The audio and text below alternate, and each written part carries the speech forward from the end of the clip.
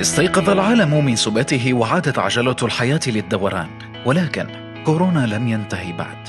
فكيف نستطيع تجنب الإصابة بالفيروس مع عودة الحركة والعمل ورفع الإغلاق العام؟ في الشارع يقول الخبراء أن هناك 3 عوامل رئيسية تحدد خطر انتقال العدوى، وهي المسافة ومكان اللقاء وفترة اللقاء. والخطر الأكبر يتمثل باجتماع العوامل ال3 في آن واحد، كما أن يلتقي شخص سليم مع مصاب في مكان داخلي ولفترة زمنية طويلة. وهنا تؤكد الأبحاث اليابانية أن احتمال انتقال العدوى في مكان مغلق يصل إلى 75%، بينما في الهواء الطلق لا يتجاوز 12.5%. لذلك نسبة انتقال الفيروس إليك من شخص مر بقربك في الشارع هي نسبة ضئيلة جدا.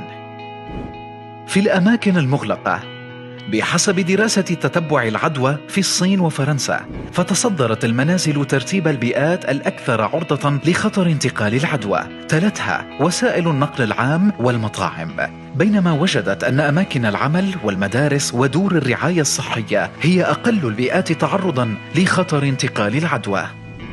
نصائح عليك سماعها: لا تدخل إلى الأماكن التي تجدها ضيقة.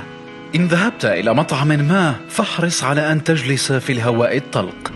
من أهم أسلحتك في الأماكن المغلقة الكمامة. إن لم ترتدي القفازات لا تلمس الأسطح المشتركة أكثر من حاجتك لذلك، واحرص على غسل يديك أو تطهيرها قبل وبعد لمس أي سطح.